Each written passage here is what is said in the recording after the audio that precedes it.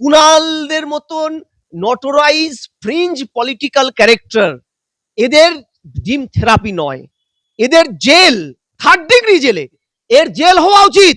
ডিম দিলে পরে বরং ডিমের অপমাননা, পচা ডিমটার অপমাননা, ডিমের দাম বাড়বে। কুণাল কি ডিম খাওয়ার শাস্তি করেছে? কুণাল জেলে গিয়ে ঘানি টেনে সশ্রম কারাদণ্ডের অপরাধী। মমতা বন্দ্যোপাধ্যায় নন্দীগ্রাম নিয়ে কিংবা ভবানীপুর নিয়ে, আমি দায়িত্ব নিয়ে তোমাকে বলছি, নন্দীগ্রাম নিয়ে তো পারেইনি, ভবানীপুর নিয়েও এই ধরনের কোনো ভোট লুটের সুস্পষ্ট উল্লেখযোগ্য কোনো এভিডেন্স জমা করতে পারবে না, কারণ হয়নি। এটা মমতার নাম ভাঙিয়ে করে কমে সন্ত্রাস, জোচ্চুরি, বদমাইশি করেছে, তার একটা অন্যতম নাম কাজরি। এই যে শুভেন্দুর জয়গান গাইছে না মাননীয় শুভেন্দু অধিকারী মহাশয়ের, এর পিছনে এদের ওই ডিম থেরাপি, জেল যাত্রা, এসব আটকানো এবং সম্পত্তি এবং বেআইনি যে সাম্রাজ্য তৈরি করেছে, এটা বাঁচানোর একটা মরিয়া চেষ্টা, নাথিং। এই জন্য দুদিন পরে যদি বলা যায় মমতা ব্যানার্জিকে, তাকে 1000বার মাথা চুলকে বলতে হবে মমতাকে তো আমি নামই শুনিনি, এমনও বলতে হতে পারলো। সেই কালীগঞ্জের বিধায়িকা তৃণমূলের, তার বাড়িতে রীতিমতো মধুচক্র চলে।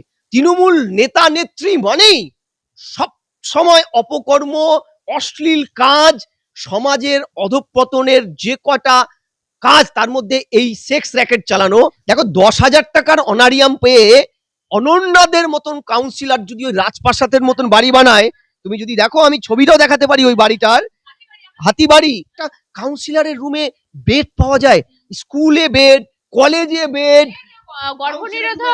গর্ভনিরোধক ওষুধ থেকে শুরু করে মানে একাধিক, মানে এরা কি মানে কাউন্সিলরের অফিস ছিল? উনি বলছে আমার কাছে চাবি ছিল। দেখো, আমরা এখন এই অশ্লীল ফিল্ম দেখলে বাচ্চাদের সাথে বই দেখতে পারতাম না, একটা অভিযোগ ছিল। এখন আমরা কি মানে বিভিন্ন চ্যানেলের খবরগুলো রাজ্যের, সেটাও কি বাড়িতে চালাতে পারবো না? ভালো তৃণমূল সাজার চেষ্টা করছে, ভয় এখানে নয় না। সুদীপ বন্দ্যোপাধ্যায়, যাদের হাত ধরে কিছুদিন আগে সুরেন্দ্রনাথ কলেজে এই সুদীপ বন্দ্যোপাধ্যায়ের হাত যশে, ওখানে কি অবস্থা দেখতে পেয়েছিলাম আমরা। পুরো ইউনিয়ন রুমের মধ্যে ম্যাসেজ পার্লার চলছে, স্টুডেন্ট, কত মেয়ে, আমার ঘরের তোমার ঘরের অনেক ভাই বোনেরা ওখানে পড়তে যায়, তাদের সাথে যে কত কি অত্যাচার হয়েছে কেউ জানে না, ওরা হয়তো বলতেও পারছে না। মমতা ব্যানার্জি এন্টায়ার পলিটিক্যাল ক্যারিয়ারটা তছনছ হয়ে গেছে, শেষ, তিনি মেরে ফেলেছেন। বাকিটা যা ছিল ভাইপো মেরেছে। এই এনসিপিআই তে জয়েন করে আপাতত আইনি জটিলতার থেকে মমতা ব্যানার্জি যেটা অপচেষ্টা ছিল সেটাকে মাঠে মেরে ফেললেন। এটাই কিন্তু মমতা ব্যানার্জির মানে কফিনে লাস্ট ব্রেকটা লেগে গেল। এই কারণে কিন্তু আজকে উনি দিশেহারা হয়ে লোকের চক্ষু আর মানে মানুষকে ভুল বোঝাতে, মানুষকে ডিস্ট্র্যাক্ট করতে তিনি ভবানীপুরে গেলেন।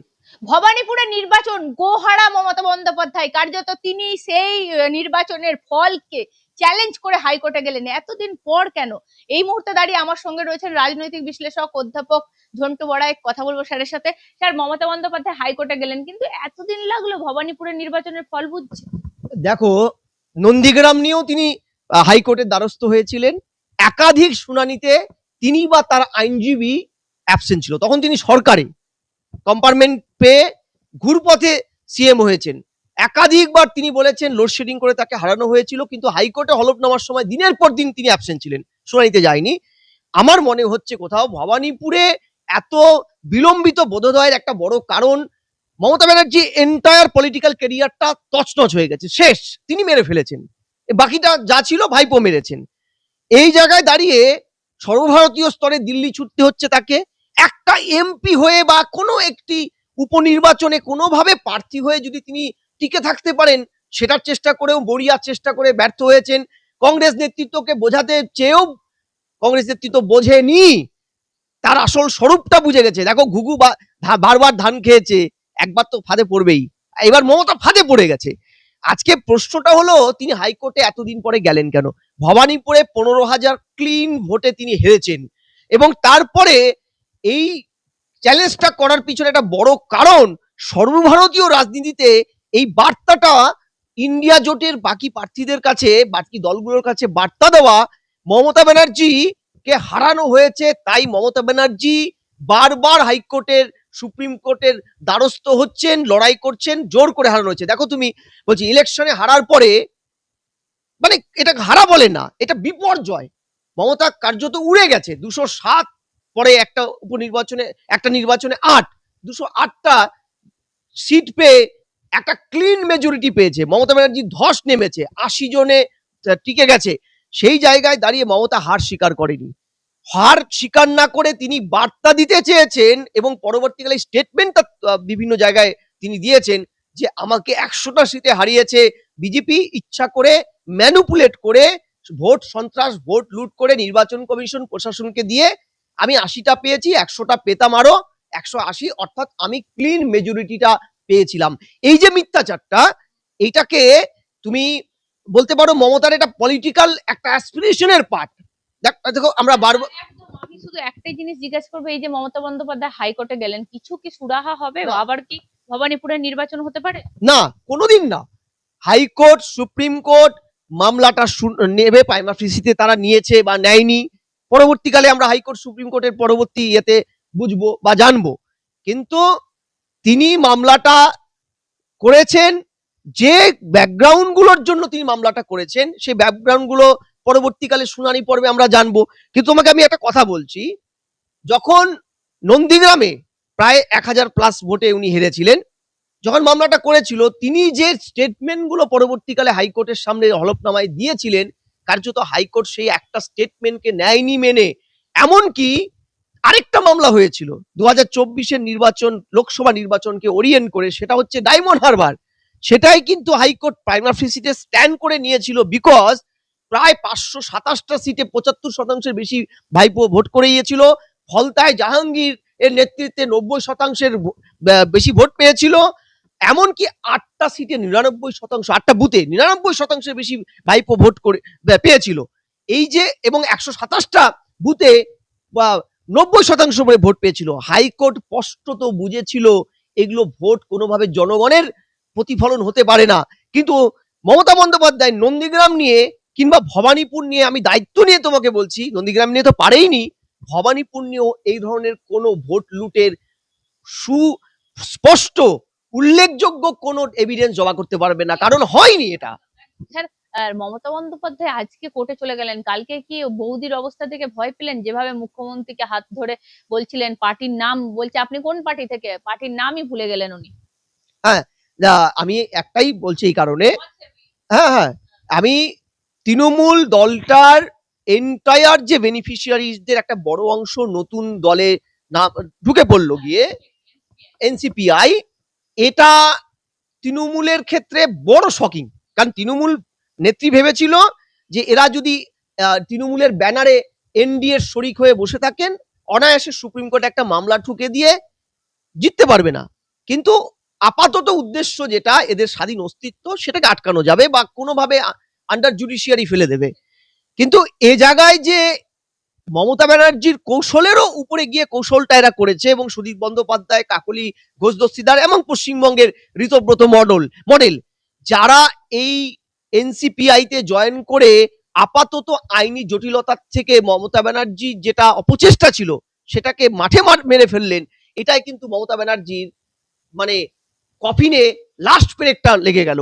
এই কারণে কিন্তু আজকে উনি দিশেহারা হয়ে লোকের চক্ষু আর মানে মানুষকে ভুল বোঝাতে, মানুষকে ডিস্ট্র্যাক্ট করতে তিনি ভবানীপুরে গেলেন। আচ্ছা, আমি বলছি, উনি ভবানীপুরে গেলেন, সাথে তার যে এই যে দলের একটা একঝাঁক 2/3 মেজরিটি এমএলএ এমপি চলে গেছে, সেটা নিয়ে তিনি হাইকোর্ট সুপ্রিম কোর্টে যাননি কেন? সাগরিকা ঘোষকে দিয়ে, রাজ্যসভার সাংসদকে দিয়ে রাষ্ট্রপতিকে একটা চিঠি দিয়েছেন।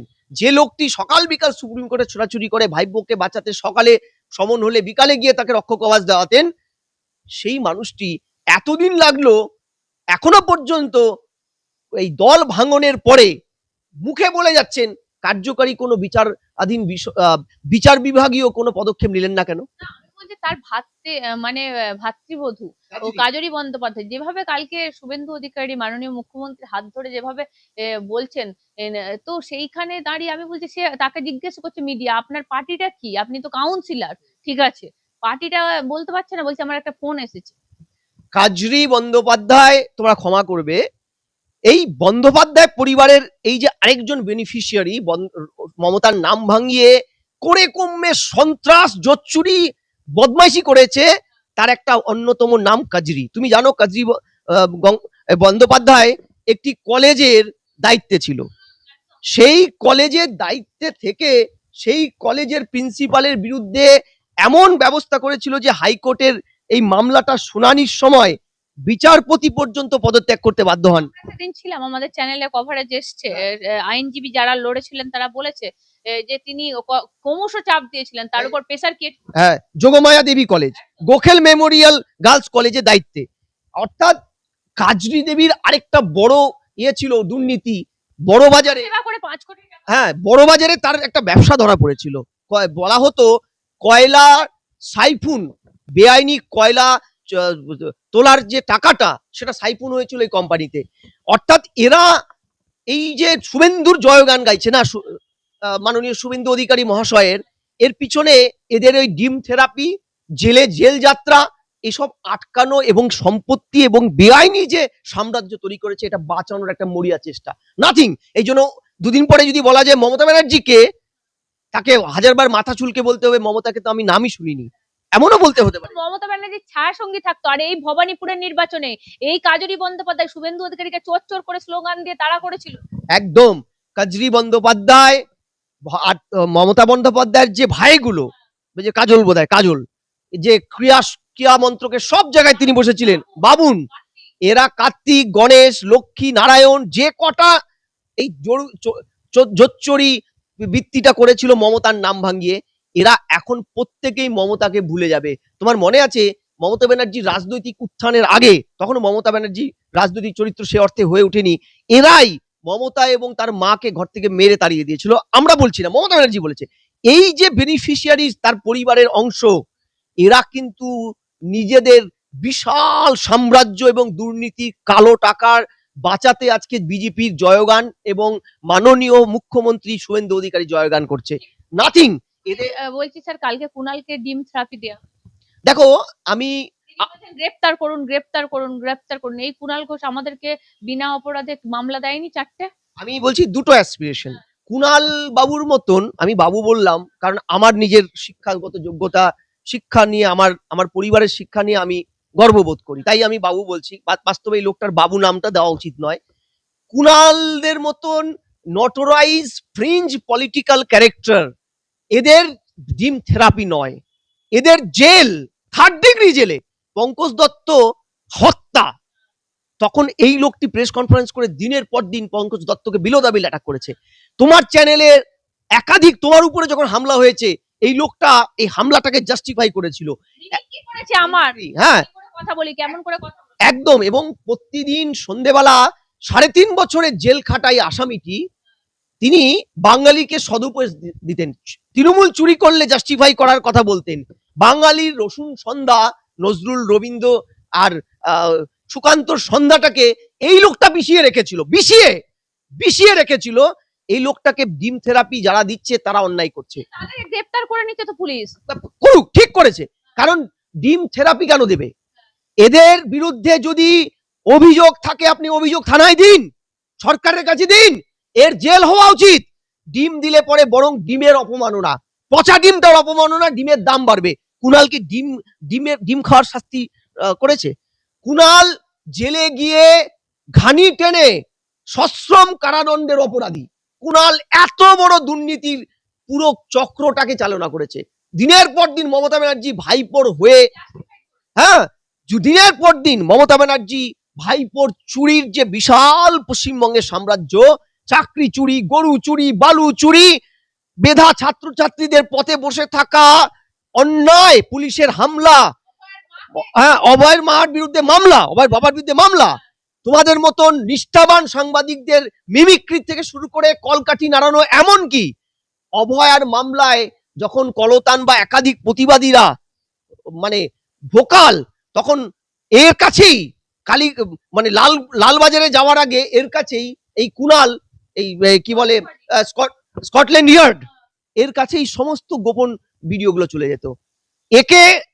একে ধরে নিয়ে ইন্টারোগেশন করে ইমিডিয়েট জেলে ঢোকানো।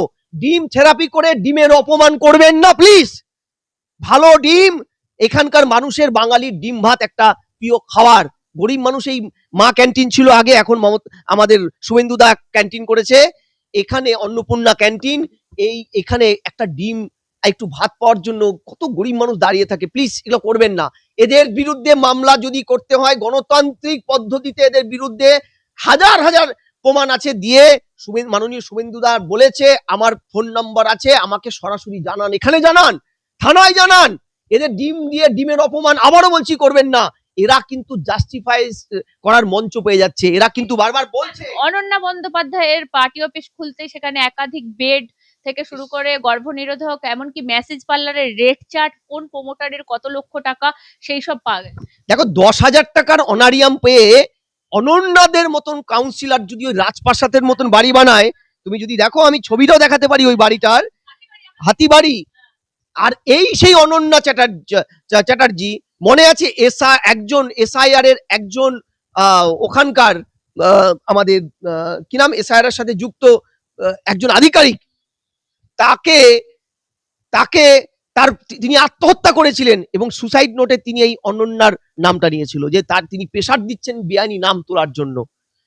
এই যে একটা মানুষ, যে মানুষটি দিনের পর দিন বিভিন্ন দুর্নীতির সাথে যুক্ত, আজকে প্রমোটারদের একটা কাউন্সিলর তার একটা জনসংযোগের অফিসে কারি ত্রাণের জিনিস, তিনি মেসেজ পার্লার, রেড চার্ট, প্রমোটারদের থেকে ক টাকা নেবে, এমন কি বেসরকারি নার্সিংহোমের থেকে টাকা তোলা, যে টাকাগুলো সরাসরি গরিব মানুষের থেকে এরা চুষে নিচ্ছে বেসরকারি নার্সিংহোম।